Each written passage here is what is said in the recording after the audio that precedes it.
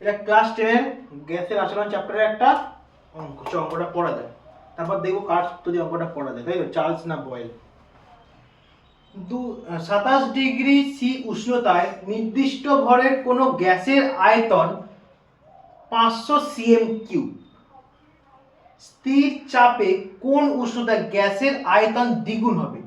দেখ, একটা গ্যাসের আয়তন তোকে বলে দিচ্ছে 500 সিএম কিউব, অন্যটা বলে দ্বিগুণ হবে। দ্বিগুণ মানে 500 দ্বিগুণ মানে 500 গুণ 2 1000 হবে তো একটা, তাহলে আয়তন তুই দুখানা পেয়ে গেলি তো, আয়তন দুখানা পেয়ে গেছিস। উষ্ণতা 227 ডিগ্রি সি, এটাকে তোকে সিতে তোর আসলে কেলভিনে তোকে আনতে হবে, তাই তো? আর কোন সূত্র লাগাবি? এখানে তোকে উষ্ণতা আয়তন, তোকে কি বার করতে দিয়েছে? তোকে উষ্ণতা, মানে তোকে উষ্ণতা বার করতে মানে তোকে কি কি কাটার সূত্র লাগাতে হবে? তোকে চার্লসের সূত্র লাগাতে হবে। কার সূত্র লাগাতে হবে? চার্লসের সূত্র, তাই তো? তাহলে ফার্স্ট আগে সূত্রটা লেখ। তাহলে ফার্স্টে লেখ T1, তাহলে T1 টা লেখ। T1 কত বল? T1 কত?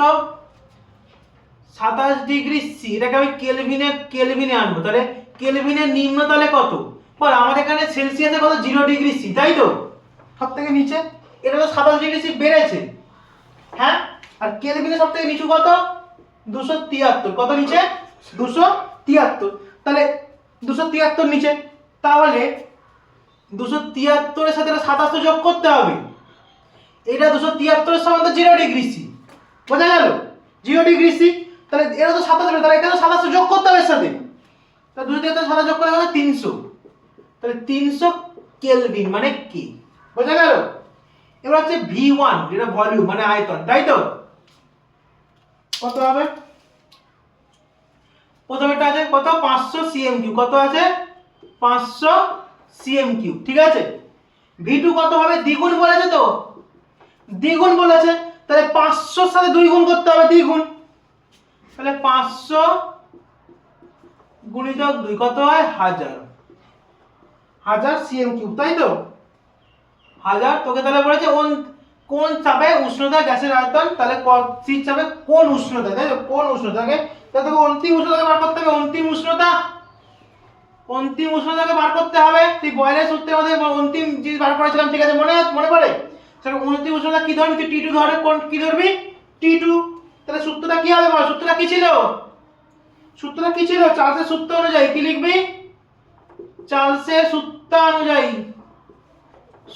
অনুযায়ী, সূত্রটা কি ছিল? V1/T1 is equal to V2/T2। এই সূত্রটা ছিল, তাহলে চার্লসের সূত্র, এটা খুব ইম্পর্টেন্ট। এটা কার সূত্র বল? এটা চার্লসের। এবার ভৌত বিজ্ঞানের অঙ্ক সবই পেয়ে গেছি, খালি কি বলে ভৌত অঙ্কের সূত্র আছে, মান বসাও, অঙ্ক শেষ, ঠিক আছে? ক্যালকুলেশন করো, ব্যাস অঙ্ক শেষ হয়ে যাবে। তাহলে বল V1 কত আছে? ফার্স্টে V1 কত? 500। T1 কত আছে? 300। V2 কত আছে? 1000। আর তারপরে এই কত? T2 তোকে বার করতে হবে, তাই তো? তাহলে কোনাকুনি গুণ করব তো, কোনাকুনি গুণ করব, বা কোনাকুনি কেটে দিলাম, 0 0 0 0 কাটাকুটি হয়ে যায়, হ্যাঁ কি না? কাটাকুটি হয়ে যায়। তাহলে কত? 5 এর 3 = 1000 T2। তাই এবার আমি কোনাকুনি গুণটা করি, তাই তো? এবার আমি কোনাকুনি গুণটা করব তো, হ্যাঁ? কোনাকুনিতে কি পড়ে থাকে বল? 5T2 কি?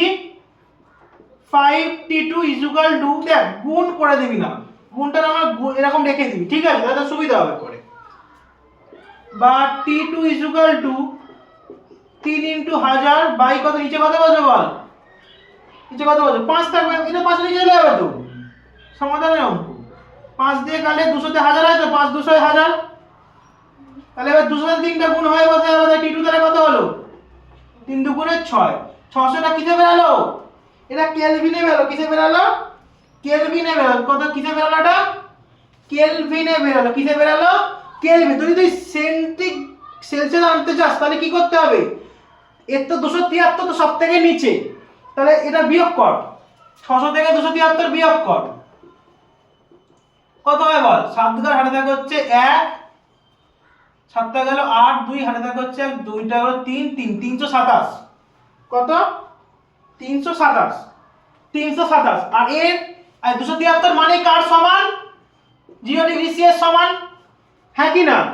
আর এখানে কত তাহলে বেড়েছে কত 327 ডিগ্রি তো বেড়ে গেছে, আগে ছিল কত 300 কে হয়ে গেছে কত কে না আগে ছিল কত দাদা 273 কে নিম্ন তো তাহলে হয়ে গেছে কত 600 কে, তাহলে 327 বেড়ে গেছে, তাহলে 0 ডিগ্রি সাথে এটাই 327 ডিগ্রি তো বেড়েছে, হ্যাঁ কি না? যেমন 27 ডিগ্রি বাই 300 সাথে দেখেন 27 ডিগ্রি বেড়ে 27 ডিগ্রি ছিল 227 যোগ করেছি, সেরকম এখানে 27 ডিগ্রি বেড়েছে, তাহলে 0 এর সাথে 327 যোগ হবে, তাহলে 0 এর সাথে যদি 327 যোগ করি 327 তো হয়, তাহলে 327 ডিগ্রি কত ডিগ্রি 327 ডিগ্রি সি, সিতে করে 227 ডিগ্রি 327 ডিগ্রি সি, আর কেলভিনে 600 কে, বোঝা গেল? কেলভিনে করলে কত 600 কে।